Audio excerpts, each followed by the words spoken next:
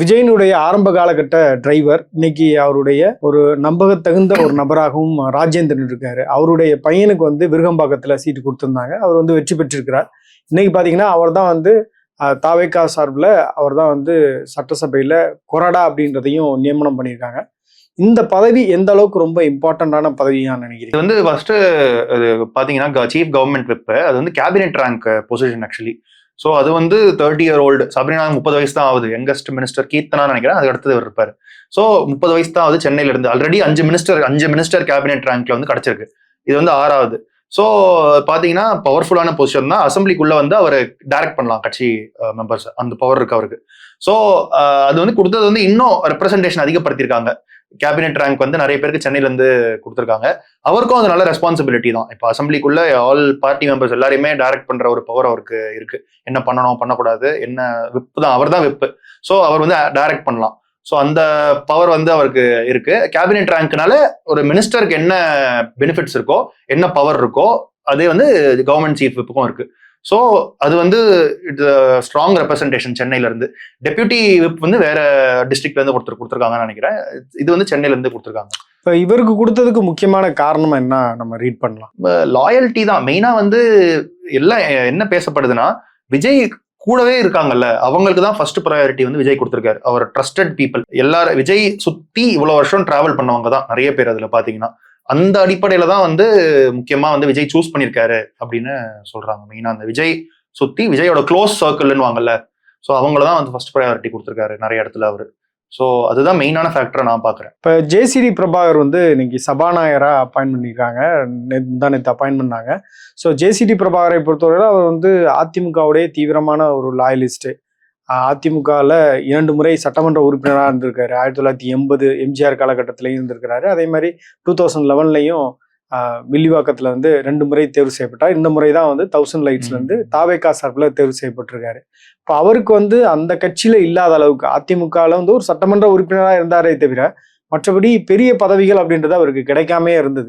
ரீசெண்டா ஒரு 3-4 வருஷத்துக்கு முன்னாடி கூட பிரிந்தவர்கள் எல்லாம் ஒன்றிணையணும் அப்படின்றது தான் ஓபிஎஸோட சேர்ந்து அவர்லாம் முயற்சி பண்ணிட்டு இருந்தாரு. இன்னைக்கு தாவேகால ஒரு மிகப்பெரிய ஒரு பொறுப்பு, சபாநாயகர் பதவி அப்படின்றது அவருக்கு கிடைச்சிருக்கிறது. இதுல என்ன ஒரு ஸ்ட்ராட்டஜி இருக்கு? அது வந்து நம்ம எப்படி பார்க்கலாம்னா, நீங்க சொன்ன மாதிரி 1980 ஜேசிடி பிரபாகர் ஜெயிச்ச 2 டைமுமே வந்து அதிமுக ஆட்சி அமைச்ச கவர்மெண்ட். 1980 எம்ஜிஆர் ஜெயிக்கிறாரு, 11லயும் ஜெயலலிதா ஜெயிக்கிறாங்க. ஆனா 2 டைம்லயுமே வந்து அவருக்கு போஸ்டிங் எதுவுமே கிடைக்கல, மினிஸ்டரும் கிடைக்கல, எந்த போஸ்டிங்குமே அவருக்கு கிடைக்கல. ஸோ அதுக்கப்புறமா அவர் லாயலா இருந்திருக்காரு அதிமுகக்கு. நான் வந்து பர்சனலி எப்படி பாக்குறேன்னா, இப்போ ஃபர்ஸ்ட் டைம் விஜய் வந்து அவர் ஸ்பீக்கர் ஆக்கியிருக்காரு. அதுவும் ஒரு ஸ்பீக்கரும் வந்து ஒரு கேபினெட் ரேங்க் தான், ஒரு மினிஸ்டருக்கு ஈக்குவலான ரேங்க் தான். மினிஸ்டருக்கு என்ன பெனிஃபிட் இருக்கோ ஸ்பீக்கருக்கும் இருக்காது. ஸோ கிட்டத்தட்ட 7 கேபினெட் ரேங்கிங் சென்னையில இருந்து 14 எம்எல்ஏல 7 பேருக்கு கேபினெட் ரேங்கிங் கிடைச்சிருக்கு. ஸோ அதை தாண்டி இப்ப ஜேசிடி பிரபாகர் வந்து ஸ்பீக்கர் ஆக்குறது என்னன்னா, ஏடிஎம்கேல இருந்து வந்திருக்காங்கல்ல, அவங்களுக்கு தாவேகால நல்ல இடம் வந்து கிடைக்குதுன்றத விசிபிளா வந்து அது காட்டுது.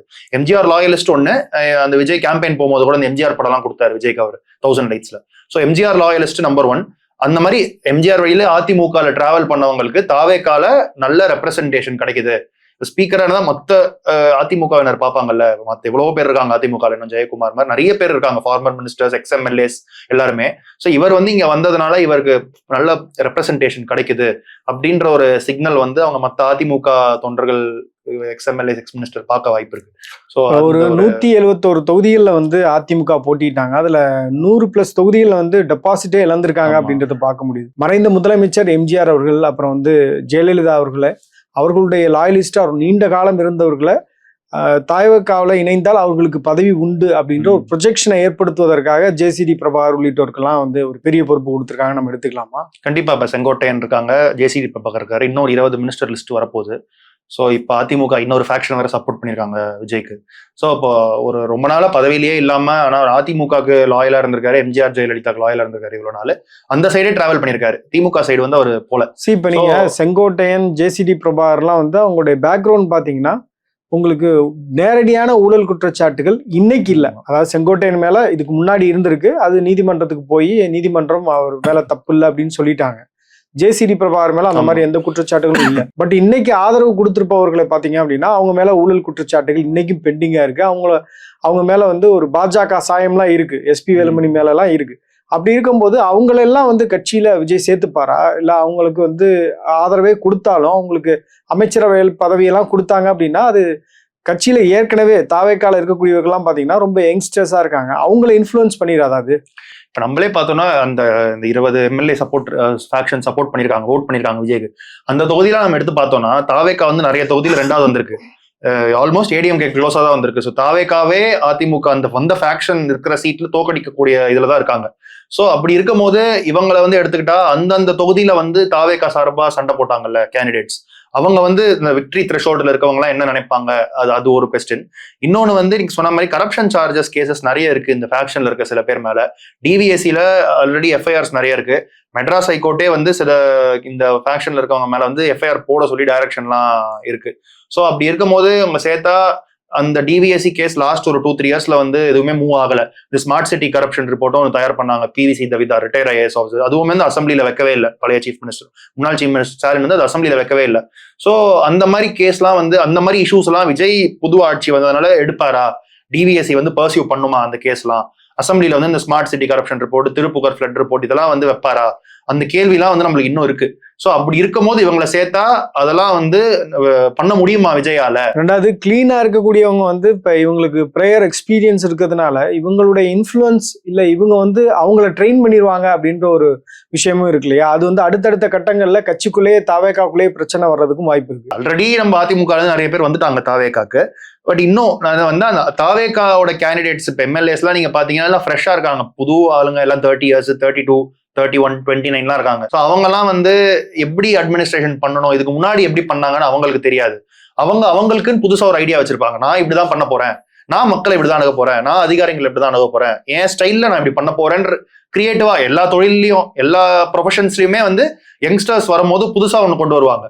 ஸோ பொலிட்டிக்ஸும் அப்படிதான். ஸோ அவங்களுக்கு வந்து புதுசா ஒரு இனோவேட்டிவ் ஐடியாவா இருக்கும். இப்போ மினிஸ்டர்ஸே பாத்தீங்கன்னா பிரபு, கீர்த்தனா, இந்த சபரிநாதன் கவர்மெண்ட் இப்போ இது மாதிரி யங்ஸ்டர்ஸ் ஃப்ரெஷ்ஷான பீப்புளுக்கும் கொடுத்துருக்காரு விஜய்.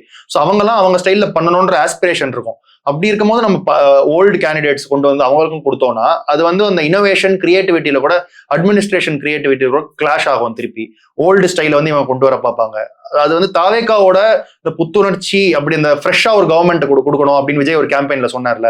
சோ அதை நோக்கி போகும்போது இது வந்து தடங்களா இருக்கலாம். கண்டிப்பா அந்த வேகம் குறைவதற்கும் வாய்ப்பு இருக்கு, அந்த உற்சாகம் இல்லாமலும் போவதற்கும் வாய்ப்பு இருக்கு.